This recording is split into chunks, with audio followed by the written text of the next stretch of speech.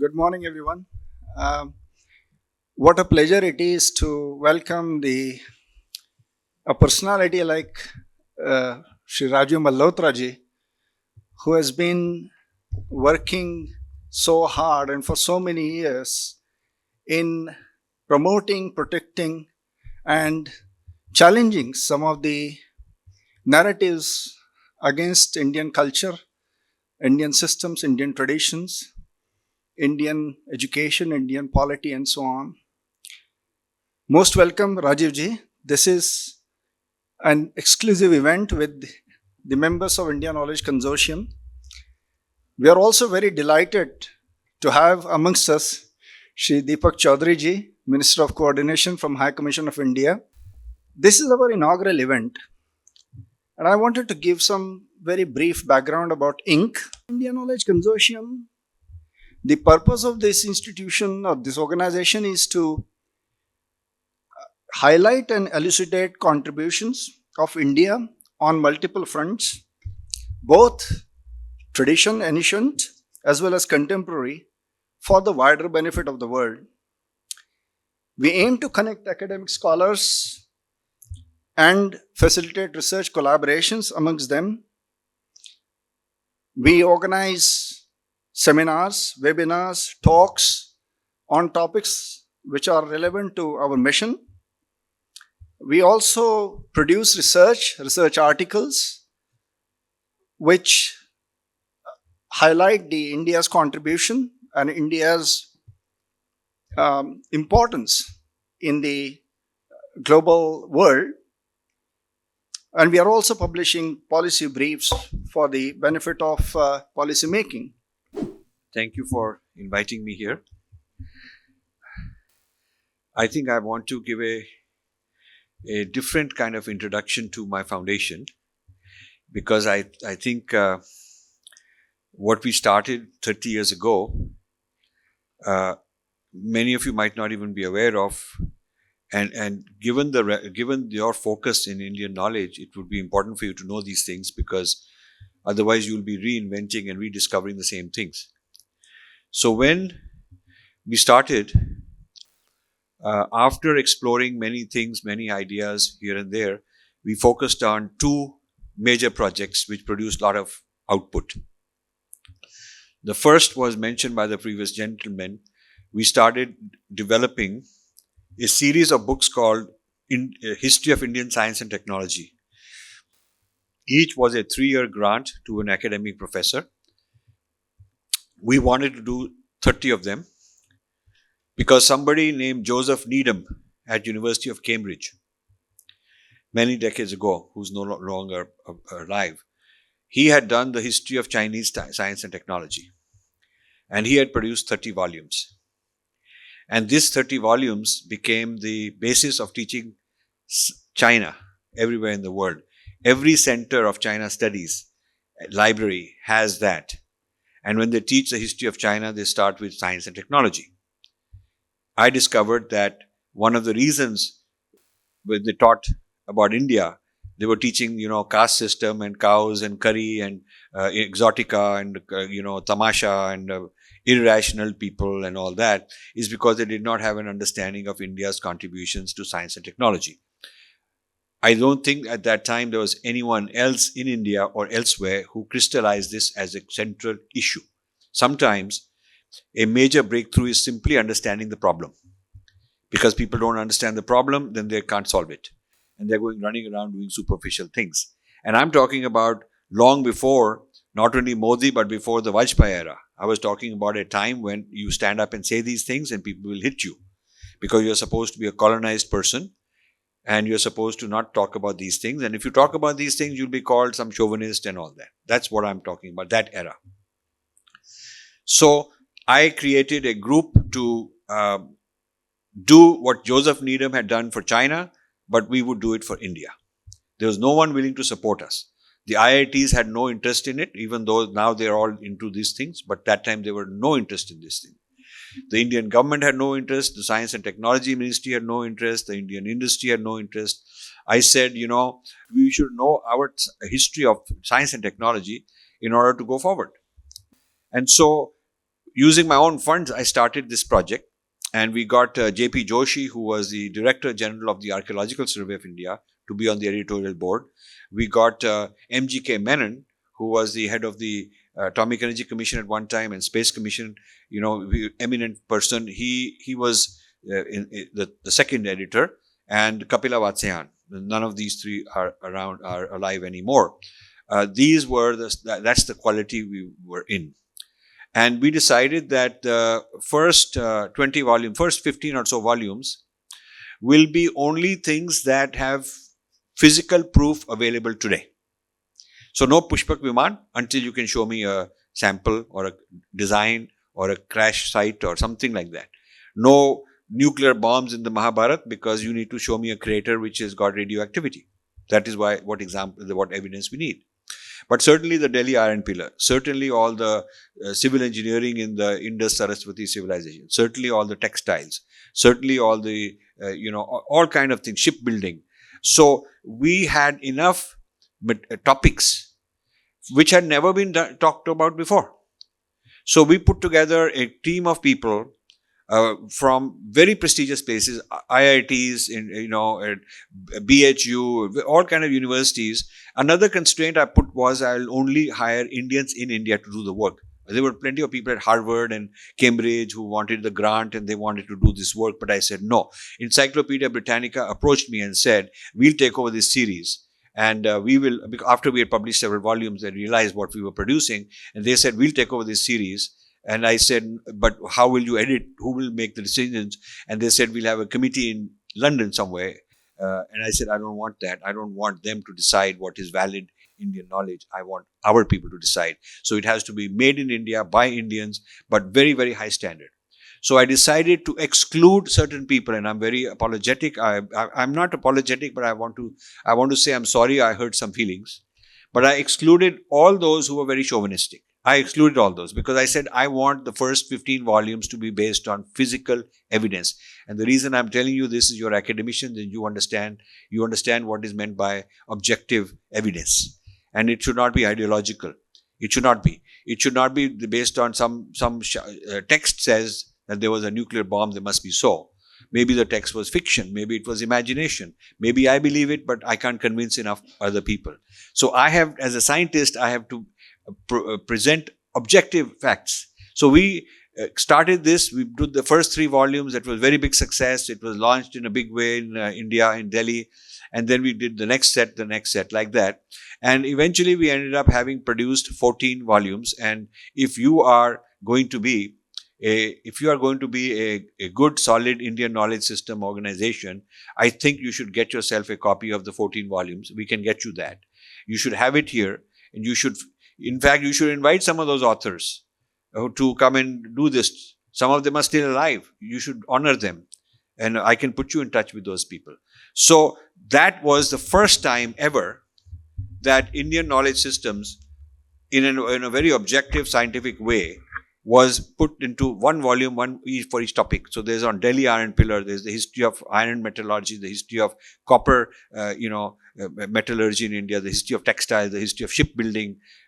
Each topic of hard evidence technology, not suni sunai baat hai, somebody says, not that.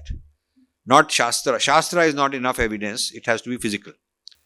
So this was the basis of our standard, that we wanted to have, evidence-based Indian knowledge system. And we gave many grants on Indian knowledge system in India. There was a TIKS in Bangalore somewhere. They weren't around at the time. None of those guys were around. And I would go and talk in the Indian departments when it was all filled with leftists. They would not even want me to there. And now, of course, everybody's talking about it, but you haven't heard about our work. What a joke. Really. So this is the first project that we started. And it produced results. It's not like we kept having seminars and kept announcing, we'll do an article here. No. Each book took 3 years to produce. Each book went through a peer review of independent reviewers. They were internationally reputed people. And we paid the reviewers to do a critical review. Then the critical review would go back to the editor-in-chief and the author. They have to answer that and improve their work. And there were many volumes which we commissioned, spent money on, but we cancelled because they did not have our standard. So it is not that, and none of them was selected because he's a famous person, he's got this ministry, or he's in charge of this big organization, he's known to so-and-so, he's a famous guy. We didn't want any of that nonsense. It has to be merit-based. It has to be based on, the quality of the work rather than who is connected and who's got some big connection somewhere. None of that mattered. So it was a very no-nonsense approach for the first time ever in developing solid academic grade series on the history of Indian science and technology that anybody has ever done. I would challenge anyone to show me a 14-volume series on that kind of a topic. And I know Chattopadhyay's work. I know all those people. They were introduced to me. They were very appreciative of the kind of thing we had done. The second project, also in Indian knowledge systems, was on the Indian contributions to mind sciences. The first is outer, technology. The second series is inner, Adhyatma Vidya.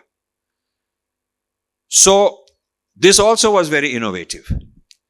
It started when in the year 2000, I got a grant request from IIT Kharagpur that they are going to celebrate their 50th anniversary. It's coming up, and they are going to do a series of conferences from people from all over the world on many, many topics, and they would like Infinity Foundation to give them a grant.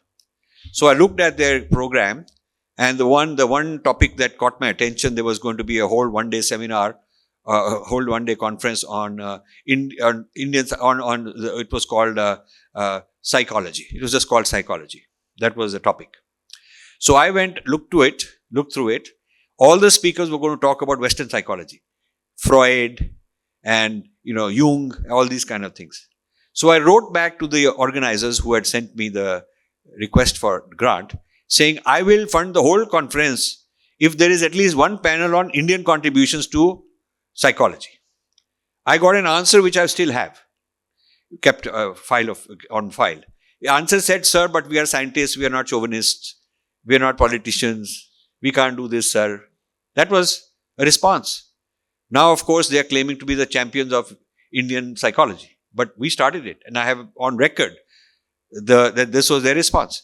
So what did I do?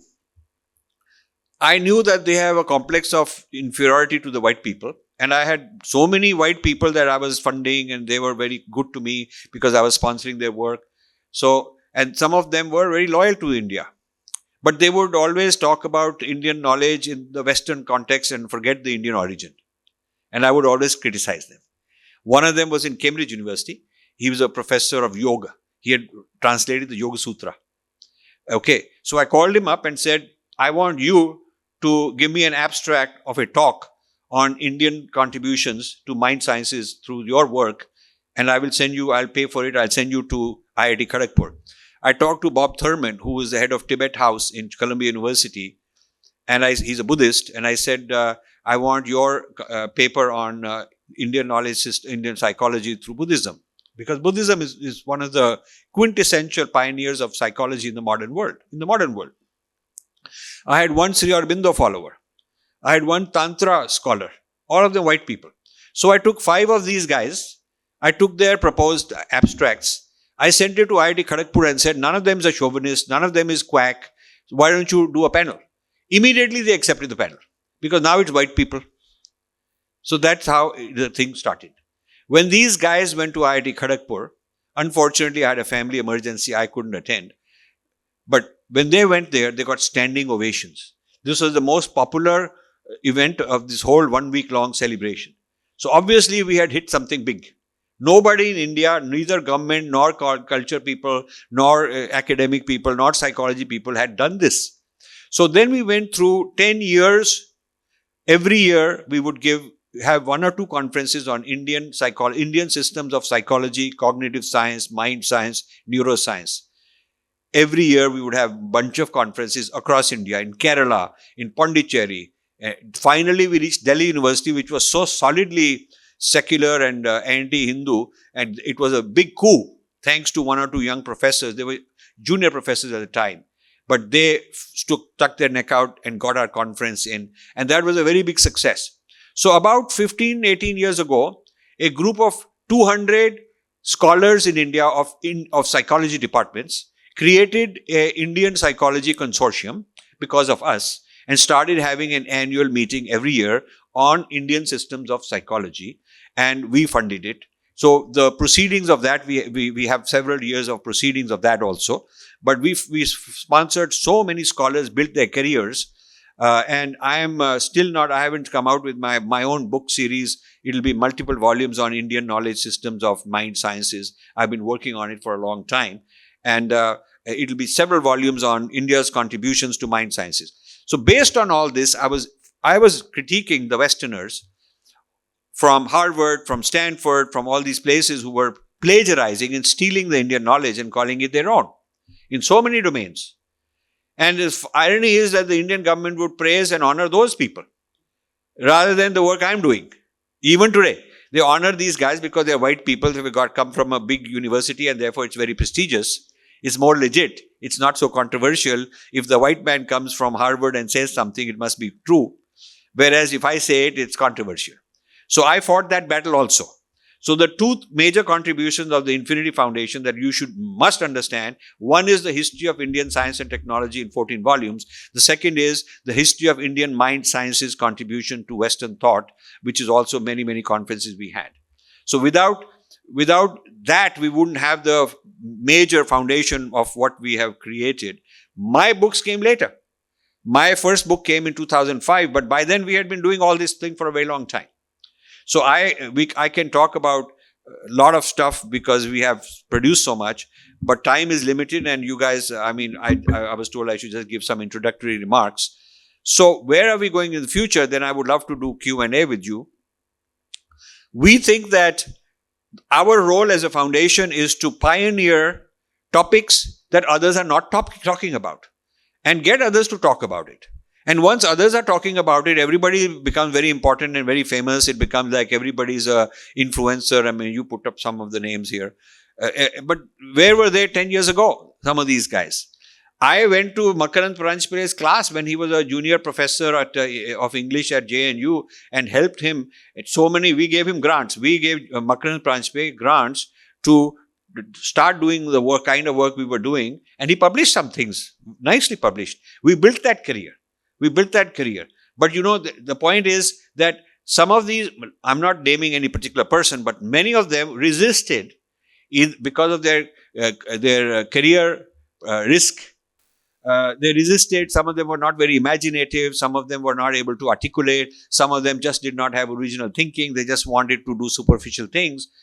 So when I was 10 years into my foundation, these guys were nowhere. Some of them didn't even exist. Some of these people weren't even on the stage. They were not even college graduates.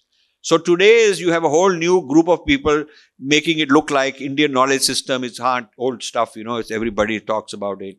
Government has a whole person in charge of it. And I talked to him totally uninformed about the subject matter that he's supposed to champion. So the sad thing is, in one way, we have come a long way. Yes, we have come a long way. Awareness is there. But people have forgotten the difference between, people have not been able to appreciate the difference between genuine knowledge, which can be proven with empirical facts, and, claims that are fine, nice claims. Maybe they're valid, maybe they're not, but we don't have proof for them. I think you can't mix those two up. I think you cannot mix established knowledge with facts and back up from the other kind of knowledge, which is nice, maybe it's true, but we can't prove it today. That is an important credibility issue. You should not mix them up. And that's why we had nobody involved in either of my History of Science and Technology series or in the Indian Mind Sciences series who was talking about wishful thinking, that it says this and says that, but he can't prove anything. It's just written somewhere, you see. So science, what is science? Science is the ability to produce a hypothesis which is testable and test it to establish that it is so, and subject it to review by other scientists to find flaws, and if they find flaws, accept it and do a better model. So science keeps moving forward with empirical evidence. If it is not empirically verifiable, it is not a scientific claim. You cannot put it into science. It may be true. It may be true. It may be valid. It may be more spiritual. It may be at a different level. I believe in all that, but I don't mix it up. You have to keep separate the empirically verifiable claims from the ones that are not empirically verifiable, even though they're very nice and good and maybe valid and very useful to us. I believe in that also. Yeah. So with that, I will stop and be happy to take any questions. Thank you so much. So you are the original pioneer, and it's wonderful to know about how you have pioneered this since the 1990s. My first sort of not a question, but a clarification that I would seek from you is on this journey when you saw people when people did not really understand what you were trying to get through, when you saw that resistance, what was the motivation behind everything that you have done? So, the thing is, I could spend a lot of time discussing my life and my autobiography and I've done that only once or twice. But the point is not about me. Otherwise, I'll give you a whole theory about what happened, how I did it, but then it's more like glorifying me, and I don't want that ego getting in the way. So I want to discuss more about what matters to you guys. Agree. The fact that I persisted, I got insulted, I still get insulted, I'm attacked. Nobody there, no institution supporting. It's my own dharma, my own swadharma is my life. That's what I've chosen. And I stopped having expectations of other people. When I did this, I thought that maybe a lot of very successful Indians who made tons of money will join me, but they didn't. They do give money, but they give it to look good and famous, and they put a chair in Harvard or something. Exactly the things that I feel are wrong. But it's good for the ego. You become famous, but you're not going to do good. Or replicate what's already been done, but put their name on it. A lot of people doing that. So I don't want to worry about that. I just do my work. Vishweshi, you have a question?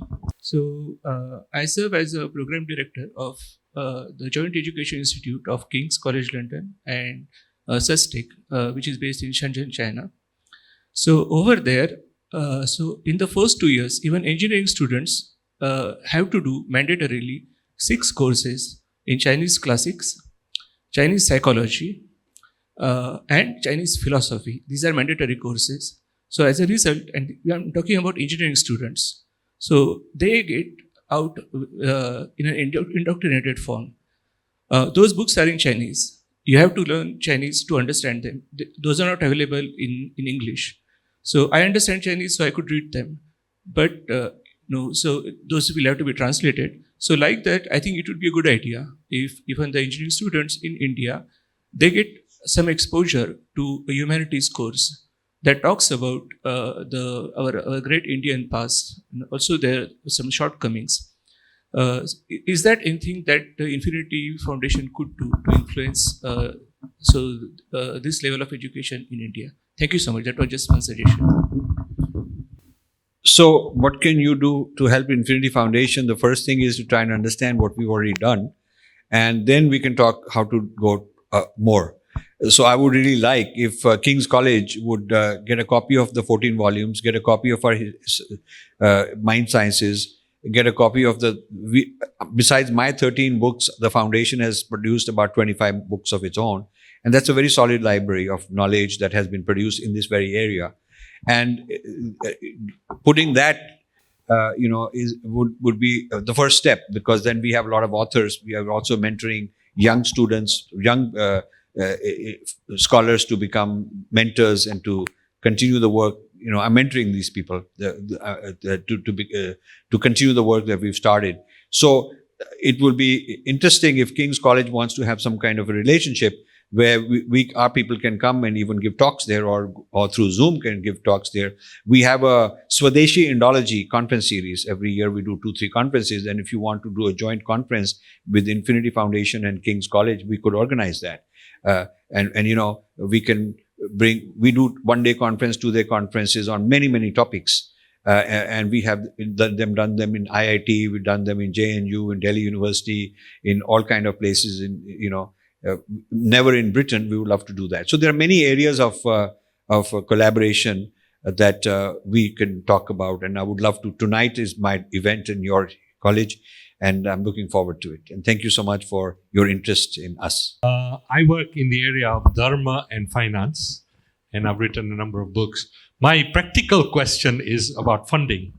How can we get the Dharmic community to fund the work that we do to promote Dharmic sciences? I'm finding that extremely challenging. I don't think in the UK they understand what social scientists do and how hard it is for them to do this kind of work and to promote it. So that's a practical question. And I guess the second one relates to your last lecture, and very quickly, you said that to build a team of experts who are already working in the similar area, and that way you can propagate the subject further. So can you elaborate on that in the concept of Dharmic capitalism or Dharmic finance? Thank you. So the team that we are developing is a team of young scholars in India. We have about a dozen of them, and we are coaching them how to do good research. We published one book on the 10 heads of Ravana, which is a very nice, interesting book you should get. And it's our young scholars who put each a separate article in it. We're going to do 2 more books in the next year or 2 with this team. And if we get more funding, we'll hire more people. I want to train people. I'm 73. I'm not going to live forever. And I want to train young people to take over this work. Otherwise, it'll be all gone. So we can only hire as many people as our funding allows. We want full-time people on a stipend that this is all they do. And then we can train them. Part-time people with some hobby as an interest, once in a while coming and talking and this and that, is not good enough for the level of rigor and the level of quality that we want. So as our funding increases, we'll hire more people. That is what this team is all about. The first question was how to get more funding. I wish I knew, because this is something you cannot really, the people do give funding. Corporates give funding, individuals give funding. But where do they give the funding? I'll tell you what the patterns are. Firstly, they want non-controversial work because they don't want to stick their neck out. None of the CSR money or big corporate money goes towards causes where we're fighting a battle. They don't want to be involved in the Kurukshetra because they will be attacked. They will also be labeled. And they want to be goody-goody. So goody-goody projects, are easy to fund, like how to, feeding hungry people. Nobody will complain. Giving medicines to hungry people, or to poor people, giving them education, giving them various facilities. This is needed. It's the government's job.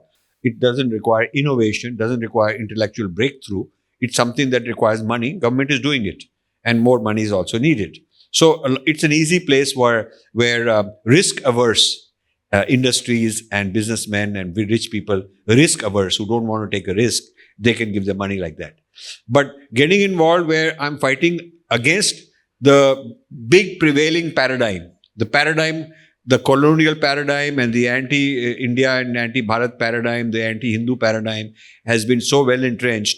Fighting against it, counter arguments against it are controversial, because anytime you stand up to authority, it's controversial. Nobody likes it. So the fact that I'm willing to do it, and I have people who are willing to do it, and we've been doing it for 30 years, paying the price, and yet doing it, doesn't mean that everybody else will help us. Because they'll all privately say, "Haan, bahut acha kaam kar rahe hain, I'll pat the back, and you're doing great work, keep doing it. But don't include me. Oh, I'll give you some good ideas also, but don't say I told you this," like that. So our people are also cowards, double-faced. Next time you'll find them, they're working on the other side also. So these are the nature of our character.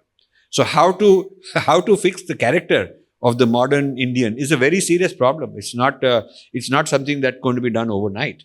But this is where gurus have to come in. Because the one institution our people are still respecting, one traditional institution, are the gurus. They're willing to fund them. They're willing to go there and listen to them, do seva. So if a gurus were to get together, I have not understood why the gurus have not created some of these projects. I have gone and spoken so many times in ashrams, in Sri Sri's ashram, in so many ISKCON places, all over the place I've done. And I talk about why don't you each pick one volume of our history of science and technology and sponsor it. If you sponsor it, we'll give you all the credit. We'll do all the work. We'll give you all the credit. And we don't want any revenue, royalty, none of that. You can keep all of that. We just want to do the good work.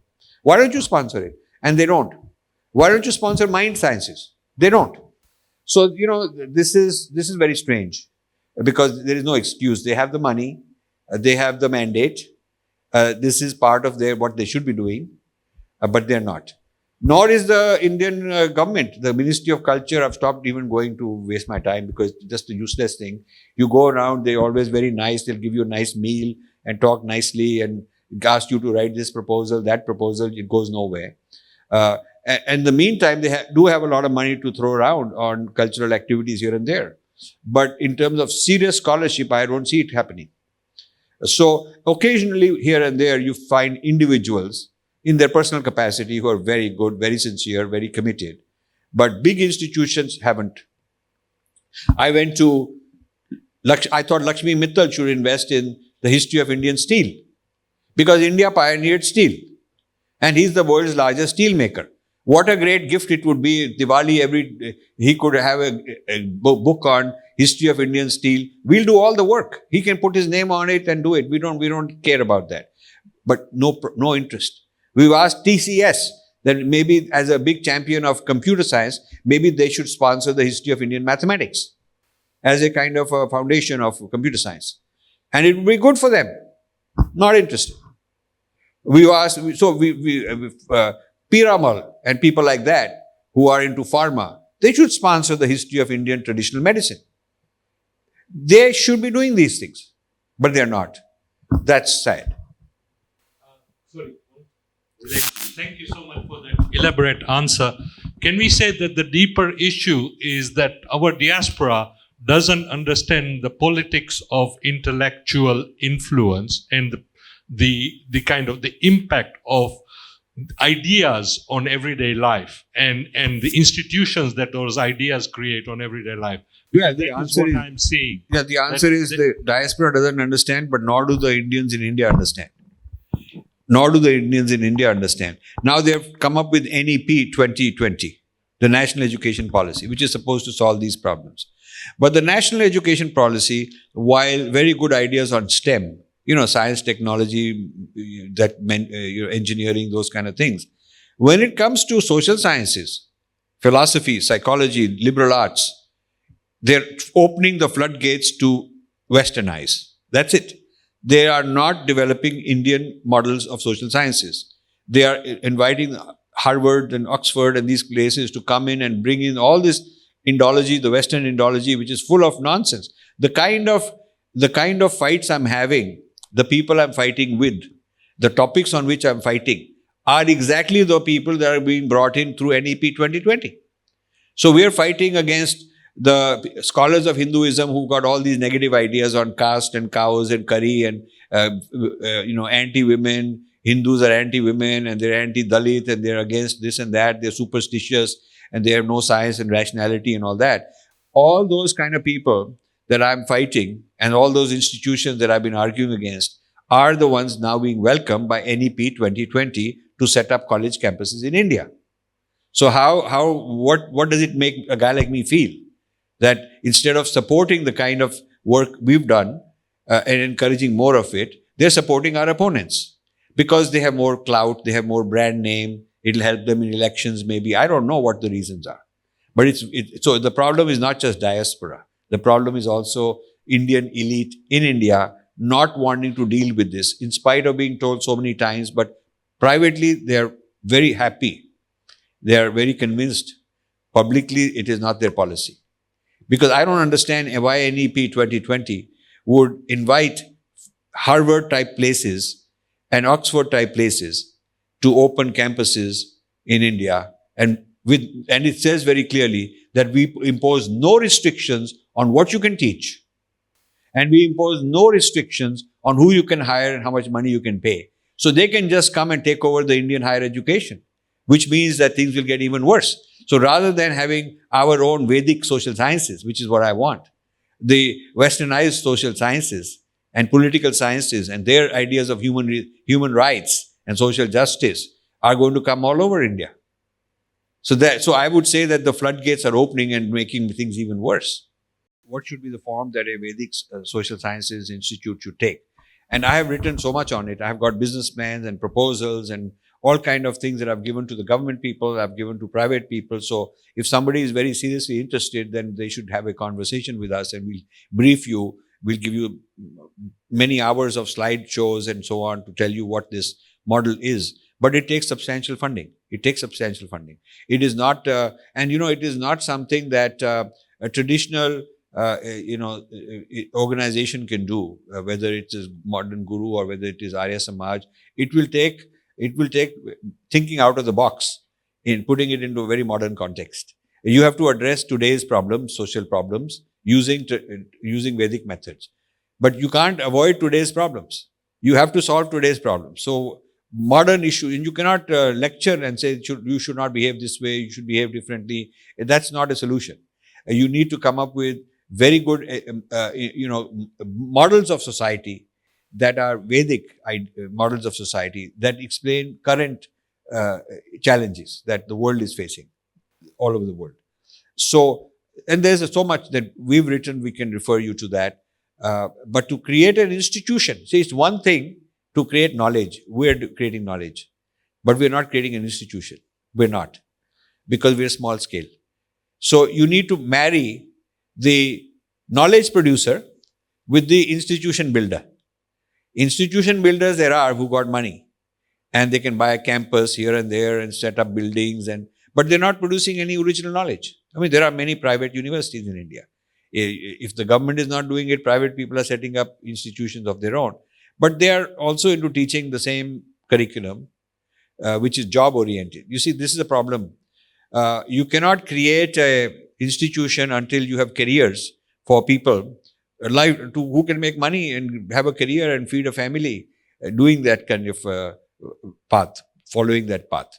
The young men and women who have followed us and who are who are in Infinity Foundation, we are mentoring, are very brave. I mean, they have B.Tech and M.Tech and they have MBAs and they have all these degrees. They could go out and make a lot of money. But they have chosen to give up all that career possibility in order to work for us and for a salary which is much less than market salary. So very few people are willing to do that. So if we want to build, if we are serious about building a civilization, if we are serious that maybe we'll be Vishwa Guru, and we keep talking, we are Vishwa Guru, we are nowhere close to that. We are Vishwa Chela. We are Vishwa Chela because the American government, the corporate sector, the tech sector, China is technology. They are the Vishwa Gurus today. They are the ones driving the future of the humanity through their artificial intelligence and through all these technologies. We are supplying them labor. India supplies tech labor to American companies who make American technology out of it. It's not Indian technology. It's American technology. They own the patents. We supply the brains, but we don't own the patents. So we are not Vishwa Guru in that sense. We are Vishwa, labor, if you will. It's our labor, if you're honest about it. It's our labor, but Google making the money out of it, or Microsoft, or whoever, all those people. So if you want to talk about building institutions, you need to bring together capital, you bring know-how and knowledge, that we can bring, and institution building. Three things you have to build together.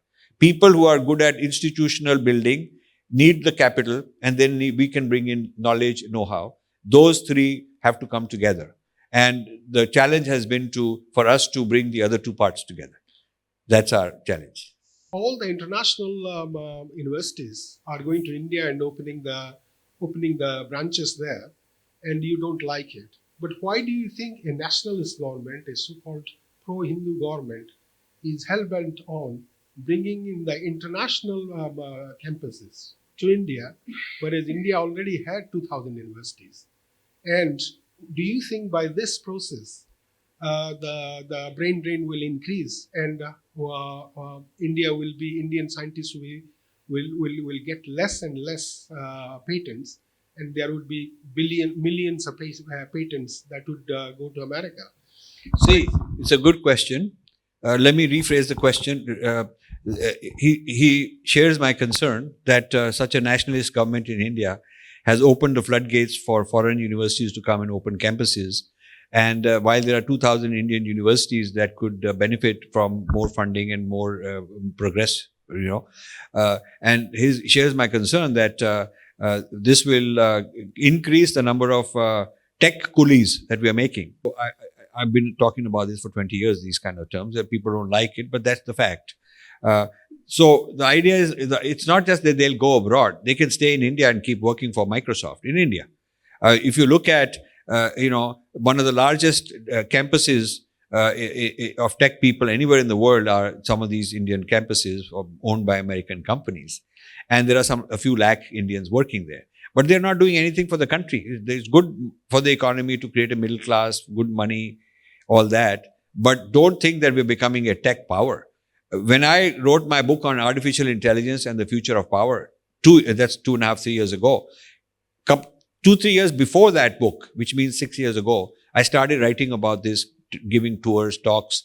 Nobody wanted to hear that AI is going to disrupt the world, disrupt the Indian economy, and the technology belongs somewhere else, and we are a consumer of it, and we are going to be using somebody else's technology, and our people are working, but they're building the technology for other people.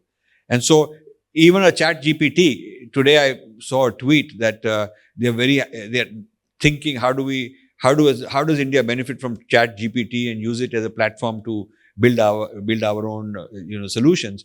And my answer is that that's the wrong approach. We need to have our chat GPT, not the open AI which owned by Microsoft now. Rather than following their operating system, it's like an operating system. You're building an app on somebody else's operating system. Ultimately, you're vulnerable. Just like that, they can remove all your apps. They can deplatform you. They can challenge your premises if they think it's too biased. They can eliminate it. It's like building your whole future on American social media. It's a very terrible mistake. We already recognize the mistake of replacing Sanskrit with English and building a whole nation and constitution and legal framework and institutional framework on a foreign language and being beholden to it. And then we are wondering, why are we colonized? And we are colonized because the English language is the elite criteria of being an elite in India.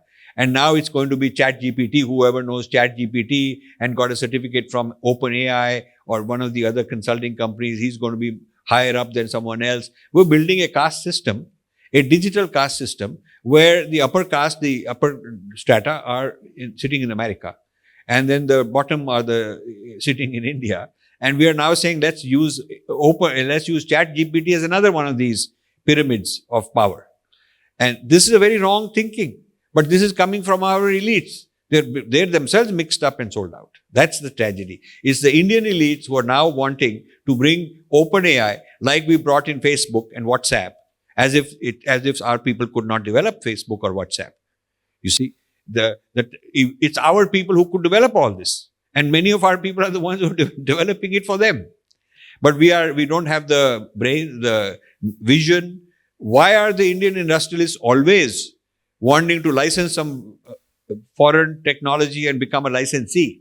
Why can't they develop the technology and become a licensor to them? If we have the engineering power and the brains, why are we renting our brains to other people and not using them ourselves?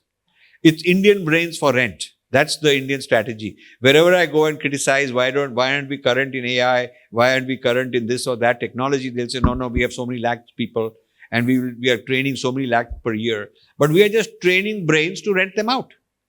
That is not how you become a superpower. Look at China, very different.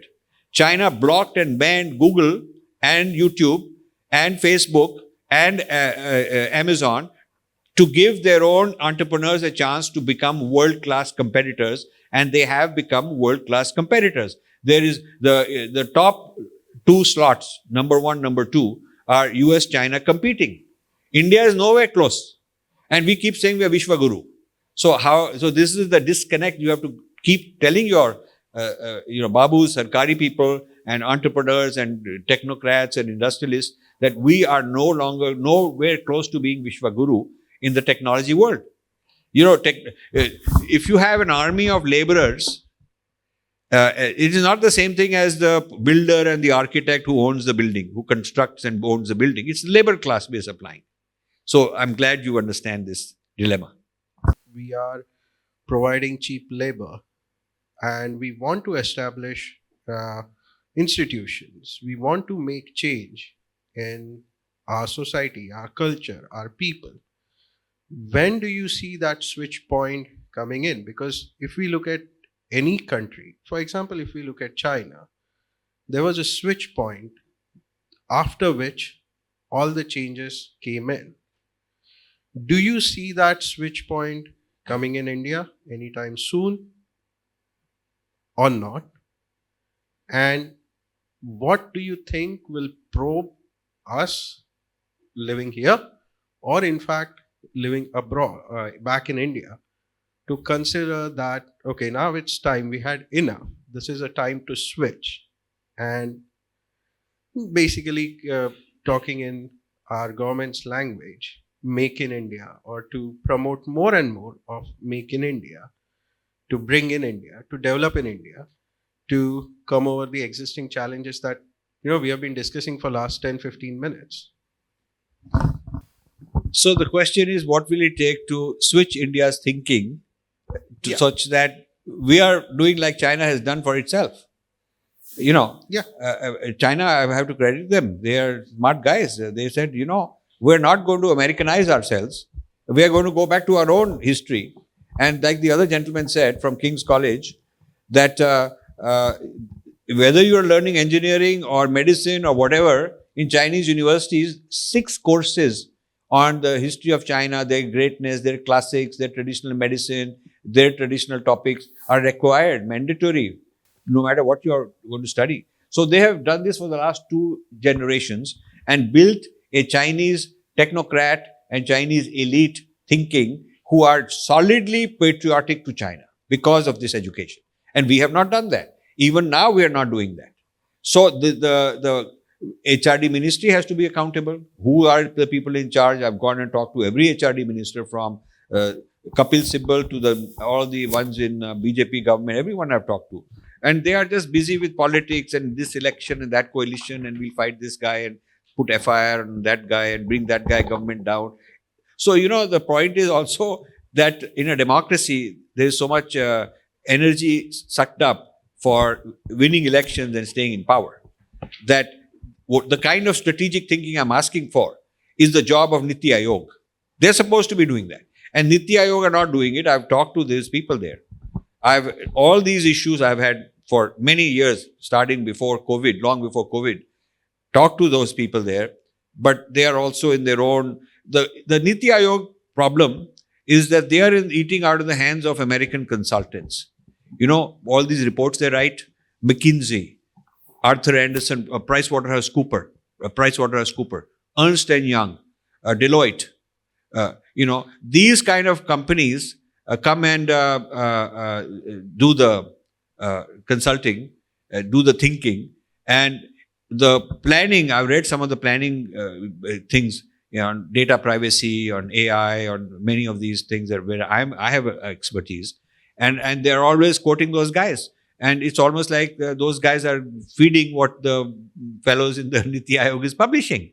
So there's lack of originality, lack of being able to think for yourself, lack of challenging them and saying, okay, this may be good for the foreign investors and the foreign companies coming in, but this is not good for our people. So I have tried to have a meeting with Rajiv Chandrasekhar, the minister, and he didn't have time for me. I mean, he was very busy. I respect that. But I tried my best to meet all these people, to present to them a contrarian view to the current policies. So, India doesn't even have a data policy or data privacy policy. Data is being just sold out, not sold out, given free. It's absolutely given free. So what is happening is foreign AI algorithms are being trained by Indian data, but being used against India. If I can understand everything in your mind, how you're thinking, I can train my algorithm to beat you. Because I know how you're thinking. I know what you will do, how to make you angry, how to make you fight, how to make you happy, how to make you feel that I'm your friend. All of that I can manipulate because I understand you. So all this data of India is in the hands of not Indian, but Western, Chinese and Western, data science giants. Physical location of the data is irrelevant. Whenever I've told people your data is being taken, they are saying, no, he's got a server, Amazon got a server here, and Microsoft got a server in India. I said the server, the physical location is irrelevant. The access is with them. And they always mirror the server in multiple locations anyway. So it is a stupid thing. I mean, such basic ideas our people don't have. The knowledgeable guys who you would think would know have told me, given me, no, sir, you don't understand. We have no risk because all the data is physically located here only. As if the physical custody of the data is what matters, So this very serious issues. If you'll forgive a very direct and innocent question, why should people, for example, from my own community, care about Indian knowledge systems of the past? It's a very, very important question. Indian knowledge systems of the past have several relevances, and you've asked a good question. Mind sciences of today in the Western world are in large part inspired by Indian knowledge systems. Particularly Buddhism has played a huge role in modern cognitive science, neuroscience.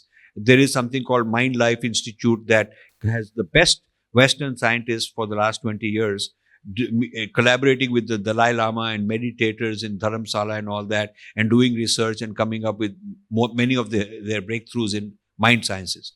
So there is obviously value to them. But why not to us?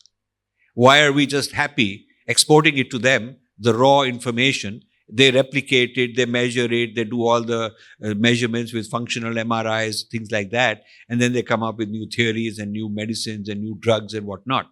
Why aren't we able to do that and make knowledge and products out of the traditional knowledge? So that is an example. The mind sciences, the data mining of mind sciences, replicating those practices, filing American patents and patents in other countries on Indian knowledge systems and making money out of it is a pretty good reason why we ought to be taking it seriously. Then there are other things like, metallurgy. Now, the IIT Kanpur professor, Balasubramanian, who passed away due to cancer, very young, very sad, he was the world expert on the rust-proof iron pillar. Ford Motor Company hired him, and the US Atomic Energy Commission hired him to find out, to reverse engineer how it is possible to make rust which will not, how it is possible to make steel which will not rust for thousands of years. Because modern steel will not last thousands of years. It will last a few hundred years, but not thousands of years. Ford Motor Company wanted to learn how to make engines that will not rust, so that in the car they could have engines that will not rust, because right now the engine rusts. And the Atomic Energy Commission, US, wanted to know this because they take nuclear waste and they put it underground, and whatever the container is will not last 1,000 years. No man-made material will last 1,000 years. So at some point in time, the nuclear waste will go into the water system, it will go into the earth and create havoc. And they wanted the container to be made of some kind of steel which will not be corroding for thousands of years. And so they hired Balasubramanian to do this research, and he was doing this research when he passed away. He's the guy we hired to write about the rust-proof technology of Indian steel. So this is another example of traditional knowledge system not being for nostalgia and feeling good and getting votes and getting slogans, but actual practical use. Then we also did work on water reservoirs, and water systems in traditional India were made so that every village is locally self-sufficient. From one monsoon to the next, they have local water. So the way the water body was located was very strategic. How to capture the maximum amount of rain, how to purify it, keep it clean, what were the rituals, what are all these water festivals and so on to look after this water as a resource, as a scarce resource. Now, some of these old water bodies that have existed in India for a long time are being revived in places like Rajasthan. And so that because they have droughts and they want to use traditional water harvesting for reviving the Indian ecosystem. So and then you have traditional medicine. China has a huge amount of market share of the traditional medicines in the world. After Western medicine, Chinese medicine is number 2. In the US, there's a huge market share also everywhere. But Ayurveda has got nowhere close to that much market share as the Chinese traditional medicine. Ayurveda is very good in many things, but we just haven't developed the patents, we haven't done testing. We haven't done market testing. We haven't done proper clinical trials for Ayurvedic medicine in order to have credibility. It cannot be suni sunai baat ke haan hamare uncle hai, my uncle says it's very good and I had one nephew and his treatment was good. It cannot be anecdotal. It has to be clinically tested, and that requires research, that requires investment in clinically testing and validating to the satisfaction of the world community, the efficacy of Ayurvedic medicines. So I could go on giving, and that's the type of topic I would love to come and talk about. Many, many examples where we have done research on what is the value today of traditional knowledge systems, not only for nostalgia. Sir, thank you very much. I'm Prakash from Queen Mary, London University. Just to try to get some kind of handle on so many topics that you've covered, it sounds as though, in a way, what you're looking for is a kind of revival of a research culture in India and perhaps elsewhere as well, to do with Indian issues, Indian matters, Indian culture, and so on. And an research culture would be not just the fact of doing research, but knowing how to respect researchers, how to understand what they do, how to take advantage of their results, and so on, right? So it seems to be that there's a kind of, the word ecosystem is bandied around a lot. But it's almost as though we require a kind of ecosystem for research, which has its attention to the problems of Indian culture in a very serious way. Would that be a way of summing up? I think that's a very good summary. Thank you so much for it. What we need is a research culture. That's it. And if you really think about it, probably the most important Indian knowledge system was the rishis. Their research culture. That's a research culture. The research, they're not copy pasting from here and there. They are doing original work and original insights and original investigations in the mind sciences and also external sciences. So the research culture was a very thriving thing in India. We lost it because now it is plagiarism. You just copy somebody, whatever he did, you copy and just start giving your own lecture and your own manthan and go and start a YouTube channel, and everybody, if you get more views, then you are ahead. We are not into original research but copying somebody else. And that you cannot build a research-based civilization. So India is talking, all the Vishwaguru stuff and knowledge society and all of that, but we're not practicing that. That is not who we are at this point in time. We have to be very honest and say that to those who claim that we already solved the problem and we are doing very well. We have to be healthy, constructive critics, so that this is taken notice of. That I am not satisfied with this NEP. It's contrarian to the normal view. Everybody's going gaga, we've solved this problem. We haven't solved the problem. In some ways, we made it worse. I'm not satisfied that the research culture is a solid culture in India because, you don't have quality journals. You don't have world-class journals. You don't have world-class conferences. I've asked, why don't we have the best, Indology, not best, the most powerful and influential Indology conferences are held in the Western world. The most prestigious Sanskrit degrees, in Sanskrit PhDs, that our own Sanskrit scholars would love to have are in Western universities. I mean, I've asked this question to Sanskrit Pandits in Banaras. Where would you rather have a PhD if you had a chance? Will you go to BHU or Delhi University or whatever here and there? Or would you rather go to Oxford or go to Heidelberg or go to, Harvard or Columbia or one of those? And none of them preferred the Indian option. And they said, for my career, the other one will be better. So why aren't we able to reverse that? These are the challenges that our HRD ministry should take on. The real challenges should be, in 5 years, the best 3 PhD centers in the world will be in India for these subjects, A, B, C, D, in mind sciences, in Sanskrit, in social sciences, will be in India using Indian models. They should have a goal like that. Those are the goals that I would like to have seen in NEP 2020. So I work in quantum technology, and it's one of the, of course, disruptive technology which has been identified. What all technology? over. quantum technology. Quantum technology. Very good. Yeah. And AI is another emerging technology which is considered disruptive. And I know like India had a plan to invest in tune with £1 billion. 1,000 crore is roughly £1 billion. And till recently, I don't think they had released that money. And this has been for quite some time. And while at least UK, because I'm very central to this one, has already finished 9 years of proper program in quantum technology. So, quantum technology is one of those technologies where China and USA are competing ahead of everybody else. And in some ways, US is ahead, in some ways, China is ahead in quantum technology. And India is nowhere in the scene. So, whoever creates the first breakthrough in terms of actually implementing it on a scale which is viable, the first applications will be military, and they will break all the codes. All your encryption will be gone like that. And your missile is coming towards me, I can send it back to you. That sort of thing will happen.